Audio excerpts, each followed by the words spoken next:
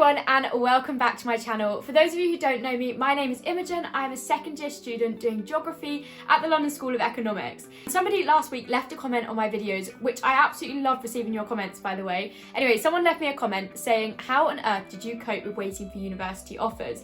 And it is a really nerve-wracking time for a lot of sixth form students. So today I thought I would share with you my top tips for dealing with the wait for university offers. Earlier this week, on the 11th of January, it was Oxford University's offer day, and Cambridge's offer day, I think, is coming up in a couple of weeks' time on the 25th of January. Now, for universities such as Oxford or Cambridge that have very specific days when they offer, it's okay because you can get yourself ready for waiting for that kind of offer to come through. However, if you're waiting for universities like Durham or LSE, which are notorious for taking their time with handing out offers, you have no idea whether you're going to be rejected or accepted and on what day of the week this decision is going to come, which I think is probably the most agonising part of the wait. LSE and Durham often win the prize for taking the longest to give out offers. However, other universities such as UCL, St Andrews, Imperial also take their time, and many offers for those don't come out until the end of March. Shock horror, COVID has also played a role in when universities are giving out offers. This isn't LSE specific. I do think generally across the university sector they are being a little bit slower to give out offers, but certainly we saw this last year with LSE. So in my year, so that was 2 years ago, the first offer I think was given out in late December, if not early January. However, last year the first offer that I can find out about on the student room wasn't actually given out until the end of March. Obviously, I think it's quite clear why the universities were doing this. Decisions weren't made on whether A-levels were going to be sat until later, and so a lot of universities waited to hear about that because that will affect the numbers of students who will get into their institutions. And we saw, particularly in my year a couple of years ago, when everybody got their teacher assessed grades, this did cause quite a large amount of grade inflation, and it meant that the universities with the top entry requirements had a larger than normal amount of students who got their offers. This year, I wouldn't expect any offers for LSE to be made until after probably February because, again, this is all speculation, so do take it with a pinch of salt, but in February there is due to be a decision on whether your A-levels are going to take place or whether you're going to be given your teacher assessed grades again. I've done some digging through my 2020 emails when I applied the second time around.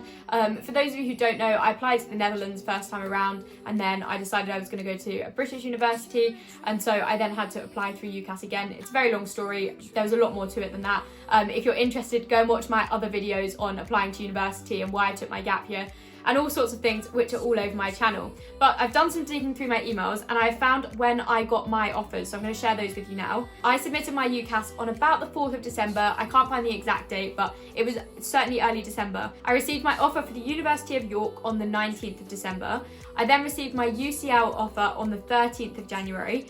I received my King's College London offer on the 22nd of January. I got my Manchester offer, which interestingly was quite late considering I'd already applied for the same course the year before, and it was basically the exact same application. Anyway, I got my Manchester offer on the 23rd of January, and then I finally got my LSE offer on the 14th of February. The reason that LSE is one of the latest to offer out is because they have something called the equal consideration policy, and this is the idea that they want to get all of the applicants to send in their applications so that they basically even out the playing field. It doesn't matter whether you apply in September or whether you apply in December or 2 days before the deadline in January. LSE will consider all of the applications equally and then make a decision, and that is why they are so slow to kind of give out offers. More generally though, let's look at all universities. Why on earth are they taking so long? They have to go through a few different checks on your application. So the first thing they'll look for is whether you actually meet the requirements for the course. So if you have the GCSE grades, if you have the maths and English, if you've got the A-level grades that they require for your course, that's the first thing they're going to kind of sift out applicants who don't meet the requirements. That is the first thing they're going to look at. The second thing they're going to look at is whether you actually meet the requirements for the course in terms of the specific subject requirements. So it's all very well having AAA predictions. It might get you onto a course, I don't know, to do engineering at Reading, for example. But if your AAA predictions are in English, geography, and I don't know, philosophy, there is no way you are going to get an offer for a course like engineering. You need to make sure that you've got the right A-levels, and that is what the universities will be checking for second of all.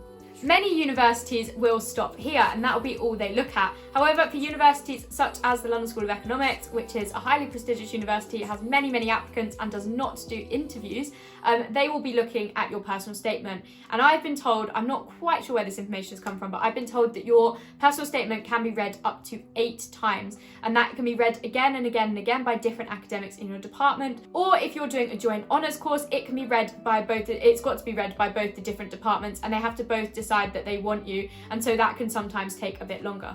Just a bit of a recap, I'm assuming that if you're watching this video, most of you will have already submitted your Ucas, but hopefully you have applied for 1 or maybe 2 universities that are slightly above what you are hoping for. You've applied for 1 or 2 universities that are on a level with what grade you are hoping for at A-level, and you have applied to 1 university, maybe even 2, that are like safe choices, so they've got grade requirements that are slightly lower than what you're hoping for at A-level. This isn't a hard and fast rule, but hopefully your safe bet university will be one of the first to offer you, which is why I said, again, I was so surprised about Manchester, because that was my safe bet, and that was actually my 4th offer. But hopefully your safe bet will be one of the first to give you an offer, and then at least you know you have that in your bag. The ones that I would expect to take slightly longer are your aspirational universities. These are your Durhams, your LSEs, your UCLs, your Imperials, that do just take a little bit longer. So don't be surprised if you are waiting on those for a little bit longer. There will be some of you watching this who haven't received any offers yet, and that is absolutely fine. I have no doubt in my mind that you will be receiving some very soon. The way that Ucas Track works, I'm not entirely sure why, but sometimes you will get notifications that come at the weirdest of times. It might be a Sunday night, it might be 2 AM, and you might get an email through from Ucas Track saying there has been an update. I think there must be a little bit of lag in the system or something. I don't know if they've maybe changed this since my time. God, back in the day, my time. No, but I don't know if they've changed this. But certainly when I applied, you got an email through from Ucas saying there's been an update. Anyway, you log onto a Ucas Track, and when you log on, it will say there has been a change to your application, or one of your universities has updated your choices. And then once you scroll down, that is where it will say whether you've been accepted or rejected by the university. And then you can click for more details, and it will tell you what your specific offer is. So I've talked through all of the technical aspects of applying, how Ucas works, all those sorts of things, but how do you actually cope with the wait? And I think this is what the comment originally was trying to get at. It can be really agonising for some people. Now, maybe my experience isn't the most relatable, because when I first applied, I'd applied to universities in the UK, and I'd also applied to universities in the Netherlands, and my heart was set on the Netherlands. Although my offer didn't come till later, I was pretty certain that I would get an offer, just because of the way the system works and like various other personal circumstances that I had. So I wasn't really bothered about my UK applications. However, the second time around, once I'd had my gap year, I'd basically set my heart on LSE, and if I hadn't set it on LSE, it was that I was going to go and study in London. So I was really interested in my UCL, my King's and my LSE offers. And the wait did take a while. I didn't receive my LSE offer until Valentine's Day, so the 14th of February, and I applied, as I say, in early December. So it was a bit of a long wait. Now, I was lucky because I was on a gap year. I was actually out in Nepal at the time, and I wasn't really thinking about my offers. However, I appreciate that for many of you, there's not a lot going on at the moment. School's quite disrupted anyway, and you do have quite a lot of time to kind of think about your offers. However, one tip that I would give you is to channel the motivation that you've got to go to that university, channel the kind of like anxiety about your offers into working really hard for your A-levels, because regardless of whether that institution that you really want to go to give you an offer or not, having great A-level results is just going to set you up for life. So besides keeping busy and staying focused on other things, one thing that I would say is do not get hung up on what everybody else is doing. The student room is a fantastic platform most of the time. However, when it comes to offer season, everybody is really quite anxious. They're quite worried about their offers, and this can sometimes mean that some of these forums online aren't necessarily the best places to be, just because some people are putting unhelpful comments, some people are making up offers. It's just like, ignore all of the rubbish. It does not matter if Joe Blogs from Somerset with his 57 A stars applying for economics has been rejected, because if you're applying for geography, even if it is the same university, it's not going to have any bearing on your application. Don't read too much into it. It is an individual process, which again is why it's so difficult, because there's not this kind of like shared experience. You don't all have the same like predicted grades, you don't have the same circumstances. Every single application is completely different, and so you can't predict what the outcome of any one of those is going to be, but just take comfort in the fact that if you haven't been rejected yet, there's still a chance and there's still hope. With that said, best of luck with your offers. People panic once they've got their offers about accommodation. I am going to do a whole video about what to do once you've got your offers, but please do not panic about accommodation. For most universities, there are a couple of exceptions to this. There will always be accommodation available. Whether you get your offer super early or super late, there will be at least some options for you. I love chatting to all of you in the comments, and thank you so much to the person who sent in that comment, which has basically inspired this entire video. I would love if you could let me know where you're applying to, if you'd like to, in the comments down below. If you've got any other questions that are kind of related to this video, again, leave them down below and I will do my very, very best to answer them, and if not, signpost you to somewhere where you can get the answer to your question. With that said, if you are thinking of going to university in London, I would love if you subscribed so you can see more similar like London University content, and there will be some more applying to university content coming very soon anyway.